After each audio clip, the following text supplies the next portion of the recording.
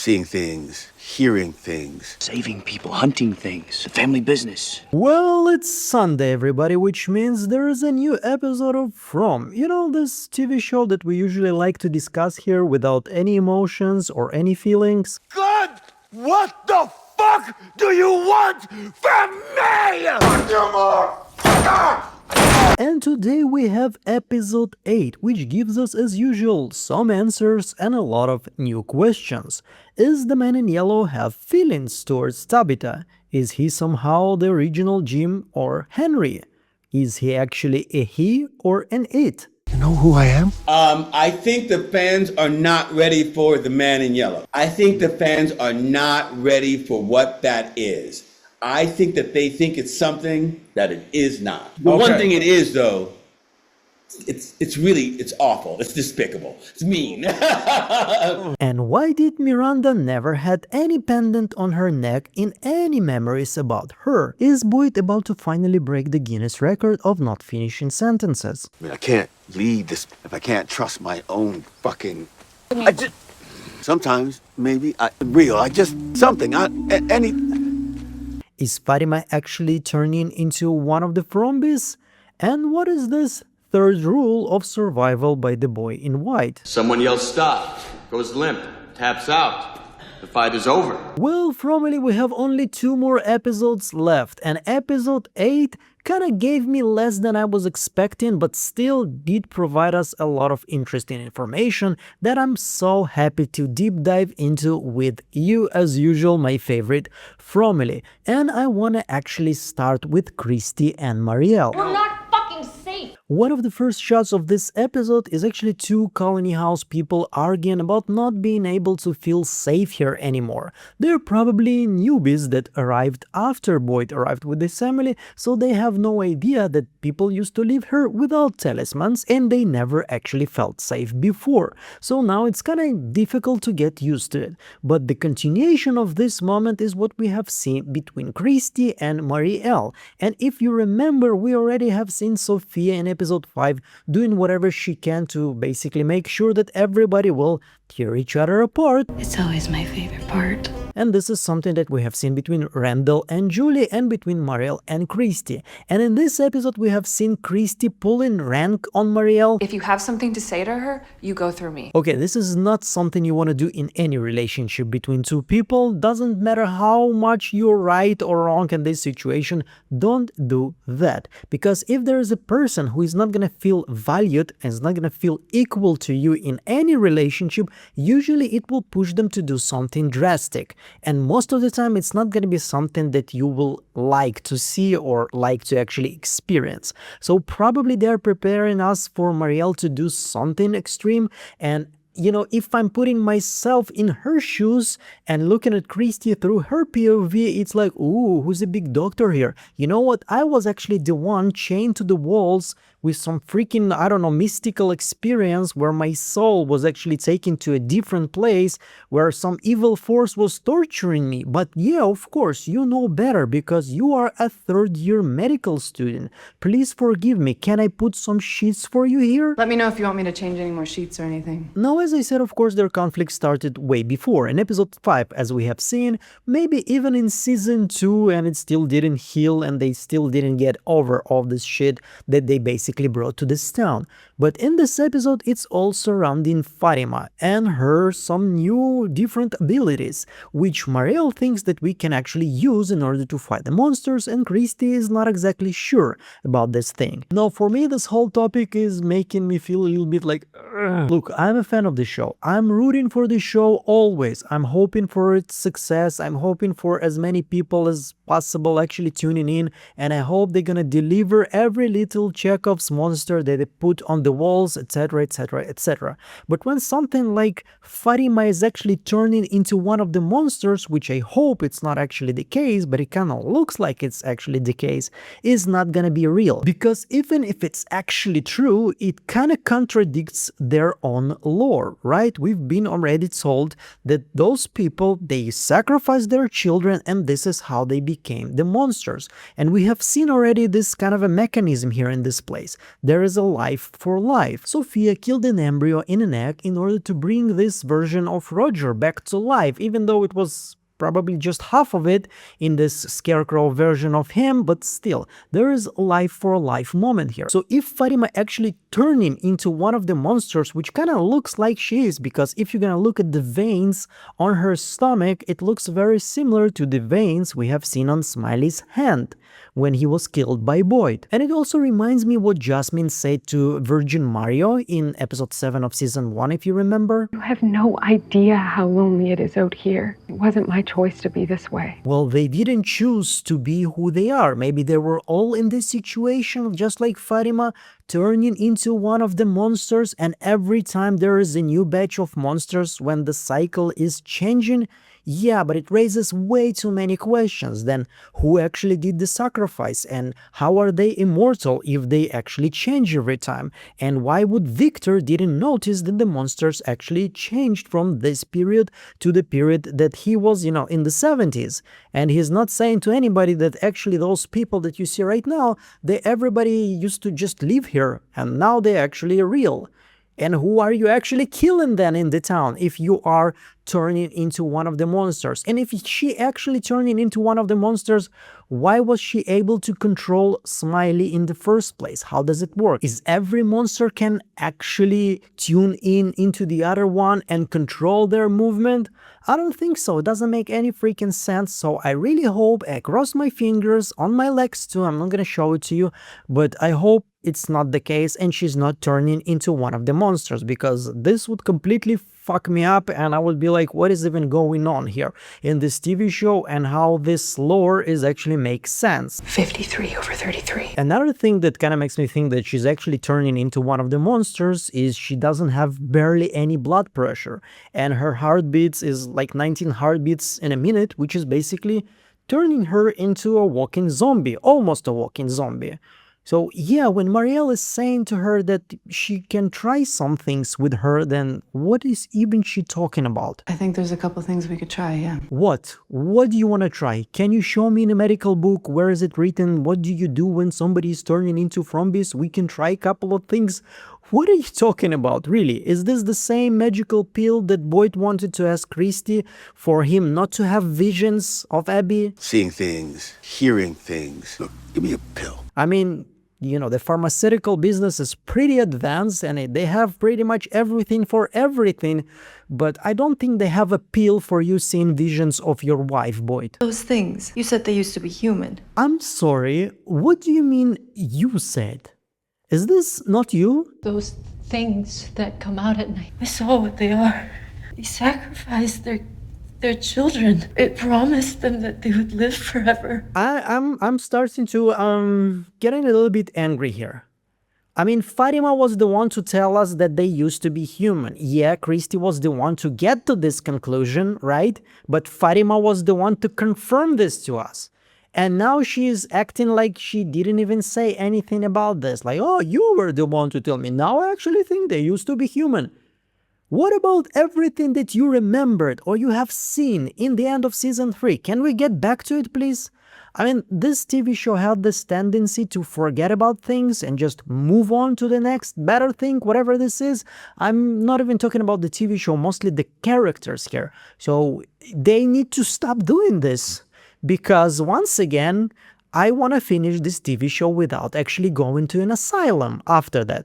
Please. Now, since I already started to talk about Boyd, let's continue with him. Yeah, we are seeing that this place keeps reminding him something about Abby. This place wants him to think about Abby all the time, and Katri in the end of the episode kind of summarizes this, telling him you need to get over that. You need to get over this I killed my wife because you did so in order to save your child. And this horrible decision, something that it's almost impossible to imagine, this is something that probably every parent would have done in your place. Oh no! And if you want to make an omelet, you gotta have to break some eggs, which means if you're gonna escape this place, you need to probably get with the fact that some people are actually gonna die in this situation. Even though Jade's plan is kind of ridiculous to me. We're gonna get to that.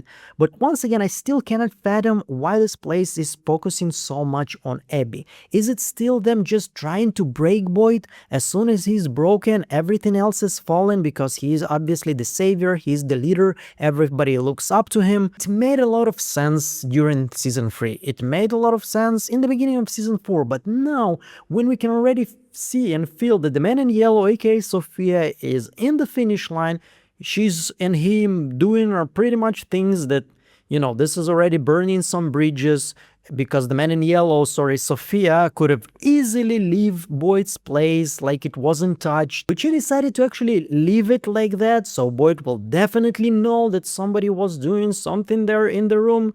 So once again, is it to create more conflicts so Boyd will be more confused and less trusting to the people around him? But you know what? Don't put too much thought into it, because just a couple of seconds later, Jade arrives and everybody forgets about everything. You know what? Somebody took the man in yellow suit. Who gives a fuck? Let's move on. Forget the suit! I got it! I fucking got it! Forget about the man in yellow. Really? Are you serious right now, Jade? I mean, I love your character. You're my favorite one. But what the hell is going on with you people? I mean, like, there are two teams right now. One in the diner, one in the calling house. Everybody going through the old stuff, trying to find a little piece of information about the man in yellow. There are images of the man in yellow actually eating somebody. There is a suit that was left in the forest that made Victor pee himself. And Victor is definitely not a coward.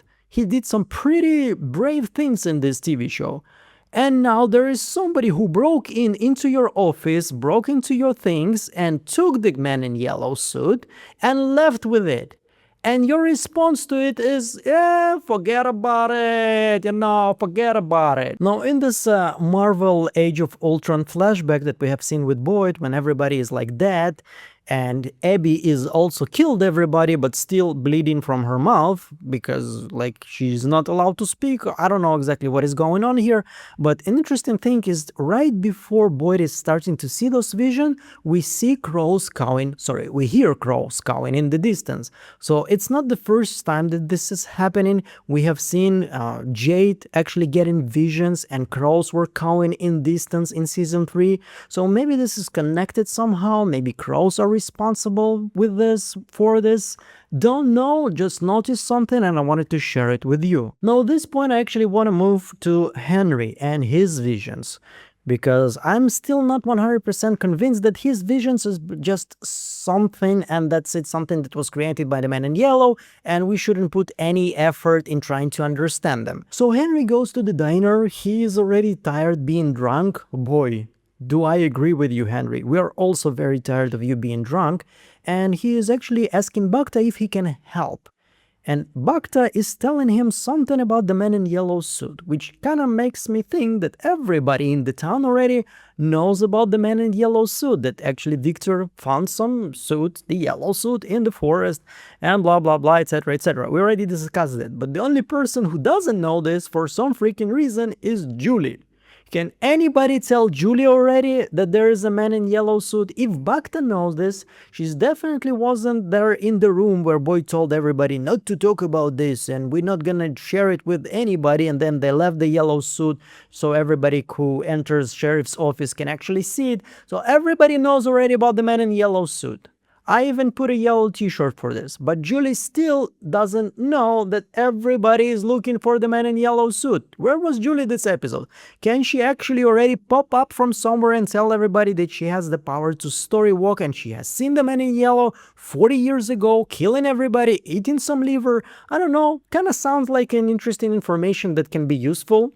I know I'm whining a lot in this episode, but this is episode 8, and this is a penultimate season. I need more from those people. I need more from those characters to move on and to push the narrative, to push the storyline forward. We need more answers, and we need them actually to behave like somebody that we can actually root for to escape this place, because so far on the competent scale they're pretty much rated very low if we're talking about characters. But Henry is distracted by the song Blue by Joni Mitchell that we have heard many times already in this TV show. And please, editors of From, stop taking my bread and butter. I'm the one who's supposed to show you that Henry actually put this song in the car. But he didn't put the moment from season 1 when Tabitha and Jim also heard Blue by Joni Mitchell in the diner right before their conversation with Boyd. This is the beginning of everything. So if we kinda assume that the man in yellow who gave Henry his blood in order for him to see those visions is triggering those visions somehow, so he's probably responsible for every moment that we have seen with the music boxes in the TV show. Boyd hearing If I Had a Bolt and then going to the forest where he was actually sent to Martin's chamber and got some worms, tormenting Kenny with celebration, laughing at Acosta with bringing the clowns, etc, etc. Is everything that's connected to radio or connection frequencies somehow connected to the man in yellow? Maybe, maybe not, of course, but it kind of looks like the man in yellow is responsible for everything, especially when we're gonna talk about the end of this episode. There are a couple little things in the diner that are also pretty interesting. We are seeing the ballerina again on the background, and there is a big toy of a boat, which we just talked about Boyd, and if he had a boat he would probably wasn't in this place, but still, just some little subtle hints. There's also a moment when there is somebody just bringing watches to Sarah and Sarah is saying put it there.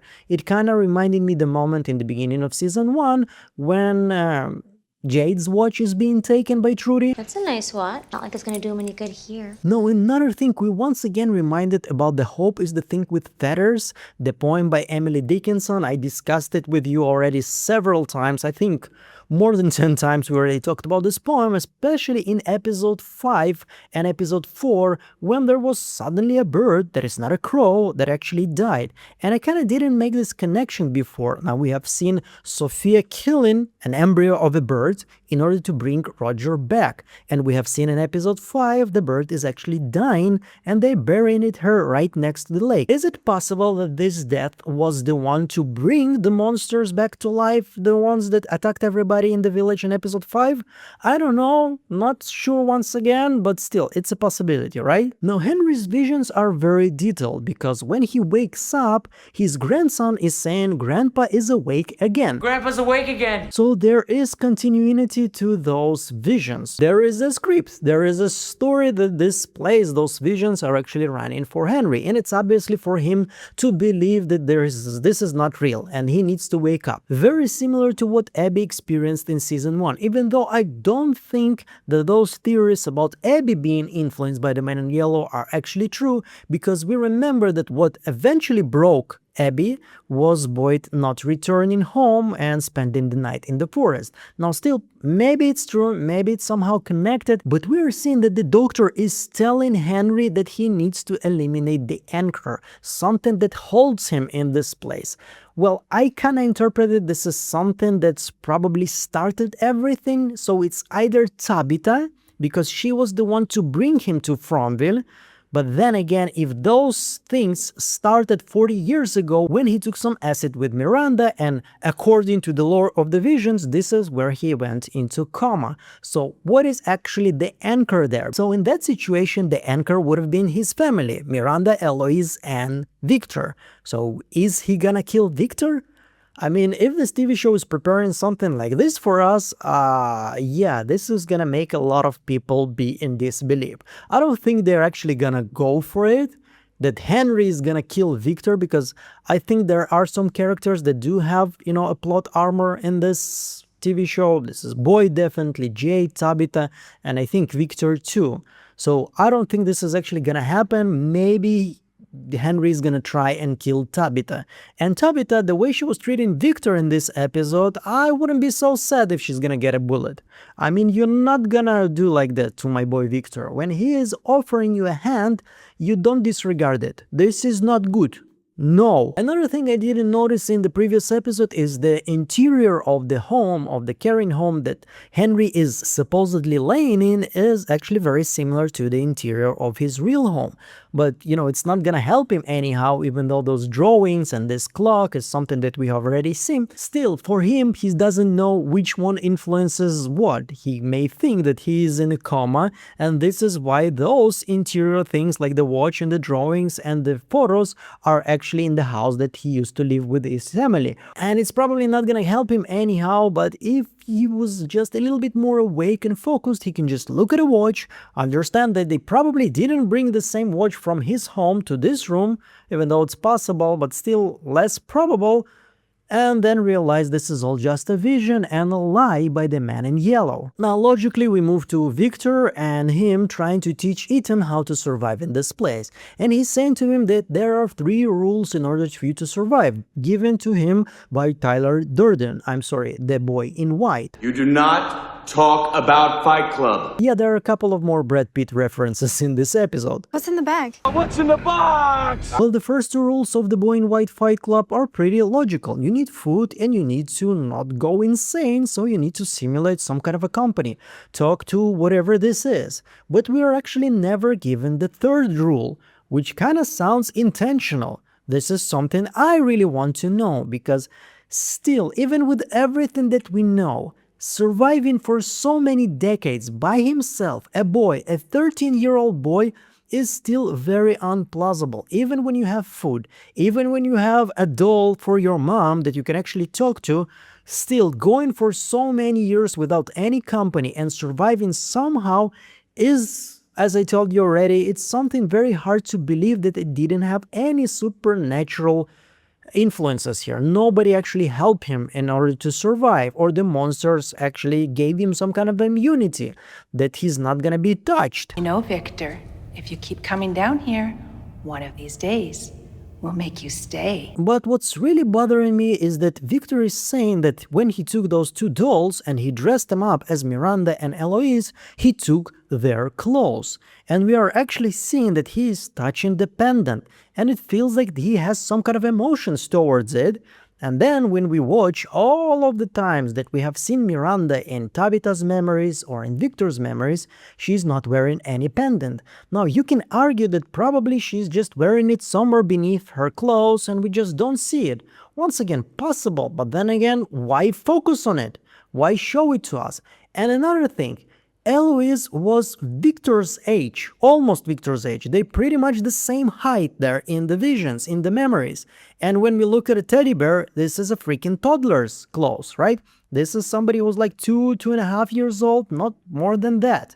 Some kids are even less than that, if they're born pretty big, and it happens sometimes. So what's going on? Is it again the situation with a weird car not matching themselves between Miranda's vision and what is Tabitha is actually looking at, like from the previous episode, and now we're actually thinking that this is probably was Christopher's car there?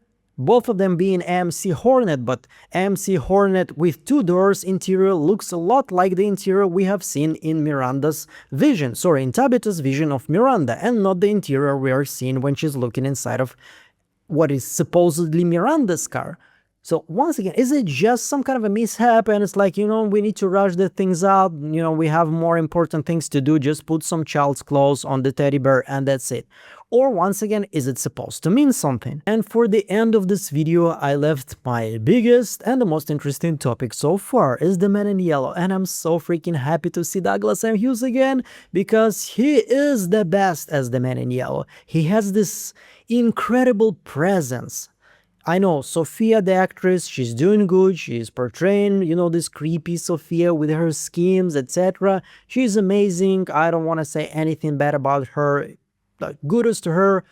Hopefully she will get way more roles after this TV show, because she's definitely very talented. But there is something about Douglas Hughes here, as I told you, there's this terrifying, dangerous presence about him. As soon as he is on screen, I'm excited to see him, because I know that something special is about to happen. And his conversation with Tabitha is extremely important to us, because first of all, we get another confirmation that the man in yellow is Thomas, is the voice that was talking to Jim in season 3. Now he's doing the same, he's calling Tabitha, and if you remember, phone call was actually something that got Thomas killed, and Tabitha is surprisingly calm in this situation, and she's taking the invitation because she believes this place when it, suggests it's gonna hurt her kids. And Man in Yellow wanted to make this interaction special. He took every image that Ethan drew and he put it there. He wanted Tabitha to uncover what she's actually fighting for, what is her motivation. And his whole conversation with her kind of implied that he has a lot of fond feelings towards her. Now we know that, in this situation, in this cycle, we had Jim and Tabitha arrive into this place, and then Tabitha is meeting Jade and realizing that they used to be a couple in previous lives. Something very similar probably happened in the previous cycle. We had Henry and Miranda. Miranda arriving to the place and realizing that Christopher is somehow connected to her previous lives. So we have Henry and Jim. Is it possible that the Man in Yellow is actually the original Henry/Jim, and this is why he's so fond of Jim and talking to him in that, in a complimentary manner? Jim was so brave. I really liked him. And also why he chose Henry to be his guinea pig with the blood and the visions. Now, what's really bothering me in this conversation is that he's asking Tabitha, do you know who I am? And I clearly remember the interview that Eamon did with Boyd, with Harold Perrineau, and Harold said, I think the fans are not ready for the Man in Yellow. I think the fans are not ready for what that is. I think that they think it's something that it is not. The one thing it is, though, it's awful. It's despicable. It's mean. By the way, Emmanuel Imen Noizet is one of the best From theorists and YouTubers out there. I used his interviews with the cast and especially the creators many times in my theories, and today finally I will be able to thank him for it, for his work in this fandom and Frombie, because in today's life inside the Night Diner I'm gonna have a guest, a special guest, and you already guessed it. It's gonna be Emmanuel Imen Noizet, and we're gonna have a lot of conversation about From. So if you like those two YouTubers, From bloggers, it's gonna be a blast, and I hope to see everyone's there. I know it's gonna be a morning time, daytime in United States, but I live in Georgia, so I cannot really catch your nighttime or evening time. For me, it's the middle of the night or very early morning. So still, it's gonna be a blast of a live, and you should definitely tune in. So is the Man in Yellow a he, or is he actually some sort of a force, an it, and not a human being? Not at all. I mean, there is this theory, mine, I think, I don't actually recall anybody else talking about this, that the cicadas, the worms inside of Martin's blood are actually the Man in Yellow or some part of him. That he was chained to the wall, that he was somehow being closed in Martin's body. This was his prison. And I'm not gonna deep dive into this too much. I have a separate video about the voices, where I actually explain every little encounter we have with the voices from Sarah. But if you remember, the voices told Sarah that they're so laughing and so happy about Boyd releasing them. And then the voices we have seen in season 4 were actually coming to Sarah through Sophia to tell her to go and put her blood in a drink, or I don't remember, saliva in her drink, something like this, right? So if this is actually the case, if every time that Sarah heard voices plural, it was actually the Man in Yellow or some sort of his representation, then it would mean that the Man in Yellow actually wants to escape this place. They said they wanted to help, that they'd been here a long time, and they'd been waiting for someone to come who would hear them, someone who could help them. Help them do what? Help them escape, help them go home. They said they were just like us. This is why he's getting so excited about them finally finding those bones, something that it never happened. Another thing that he's saying in this conversation, that this is a game they played for a while, him with Tabitha and Jade. Once again, it kind of brings me back to Terence Matara theory about this being a game between a witch and some demon or some sort, but it doesn't seem like it was a game between a witch and a demon. It's actually a game between the man in yellow and the original Tabitha and original Jade. Still, another thing that kind of makes me think that there's something unnatural, not human about Sophia and the man in yellow is them always smelling things. Like in a previous episode, she smelled an egg, now she smelled the cup. So there's obviously some kind of a smell sense that allows her to understand things with some kind of supernatural power of some sort. So once again, is it actually a he or is it actually an it? This is right now my biggest question about the man in yellow. I'm sorry, I'm jumping a little bit from topic to topic. Let's come back to, is the man in yellow wants them to find the bones? Or was it all just some kind of a manipulation towards Tabitha to tell her that if you're gonna find the bones, maybe you will be able to escape, or maybe you will unleash disaster unimaginable to everybody. So if the voices are actually the man in yellow, and as they say to Sophia, sorry, to Sarah, they just want to escape this place, is it possible that the man in yellow also trapped here and he wants to be free again and start tormenting everybody, not just the people here? He enjoys repeating this story. He enjoys having friendship as he understands it with Jade and Tabitha, mostly with Tabitha as we see. But still, you know, when there's an open world for you, you can sacrifice as many uncoy children as you want. You know, there's no, sky's the limit. So many children to sacrifice. Yay! And also when Sophia is talking to Patty and Patty is saying like she really hopes that the bones are actually gonna be right, that Boyd is right about the bones, Sophia is saying, me too. I really hope Boyd's right about getting those bones. Me too. And I don't know, this is just an intuition, but it does feel like she means it. Like she also wants Boyd to be right about this. What do you think? I would love to see your comments. So to summarize, the men in yellow definitely have a fond feelings towards Tabitha. Sorry, towards original Tabitha, obviously. This whole kissing of the hand and the way he touches her cheek, this is definitely not something that you do to a friend, right? You try to touch your friend like this. You're probably not gonna like their response to it. But still, is it something or is it still just a game? And is the man in yellow actually hoping for them to get the bones? Or he's hoping for them to be trapped there in this place and then he can massacre all of them. But then again, it's all gonna end with massacre anyway, right? Whether they're gonna find the bones or not gonna find the bones. So whatever they're doing right now can unleash a massacre beyond belief, can unleash probably this evil force onto the whole world, not just, you know, everybody who's stuck on Frombie. So this is my idea, and there's just a couple of little things that I didn't really fit too much into any other topic, but I still wanted to discuss with you. For example, when Victor is drawing, somebody's wearing yellow, by the way.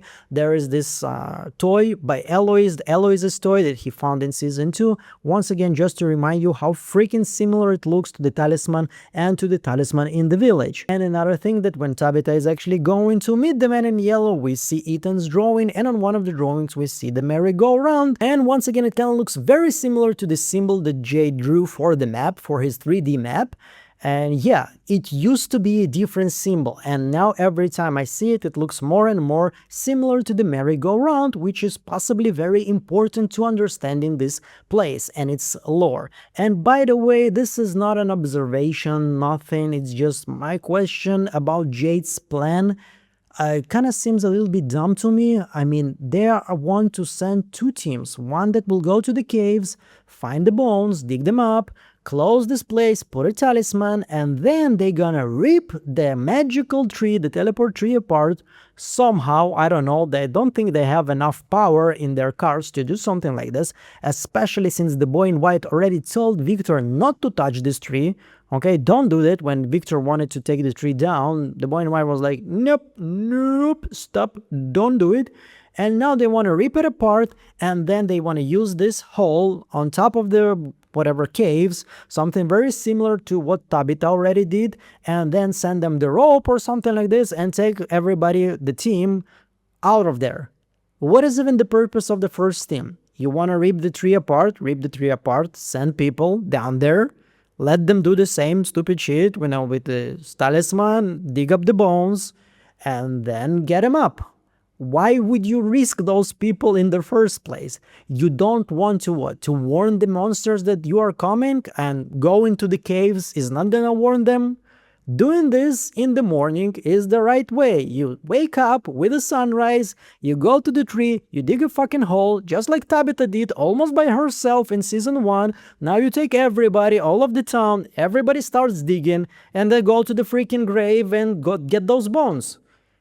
Is it just me, or some of you also thought this way, like there is absolutely no necessity in the first team going in the darkness? Like, what is it for? Anyway, I think this is it for this video, and I hope you enjoyed it. I think we're gonna get a lot from episode 9 and 10. I really hope so, because once again, this is a penultimate season. We need to get more. This season started very well, it gave us a lot of information, gave us a lot to think about, and it kind of starts slacking, in my opinion, in the middle episodes. We need something big. A big revelation about what is this place actually is, who is the man in yellow, how you can actually fight this place. I don't need all of the answers. There is still season 5, right? There's still gonna be a lot of questions to be answered in this season. But also season 4 needs to leave us with something more than just another character dies. For example, yeah, Jim died in the previous season and now they're gonna kill somebody else in season 4. If this is actually gonna be the case, I really hope not. It's gonna be sad and it's gonna feel repetitive, so I need something big from the last 2 episodes of the penultimate season of this mysterious TV show. Thank you so much, thank you for watching. I want to thank everybody who also supports me on Patreon and in YouTube members. Your financial support, your help is what makes this channel possible. But I always want to remind you, my biggest thank you, my biggest award, whatever this is, whatever you want to call it, from those videos is you watching them from the beginning to the end and hopefully enjoying them. Everything else, whatever this is very nice. Like, subscribe, support on Patreon, but it's still just a bonus. So if you just watched the video and enjoyed it, this is everything I could ever ask from you. Anything else just comes from the heart, and as I told you, it's just a nice bonus. So I'm gonna see you all on the next one. Meanwhile, bye.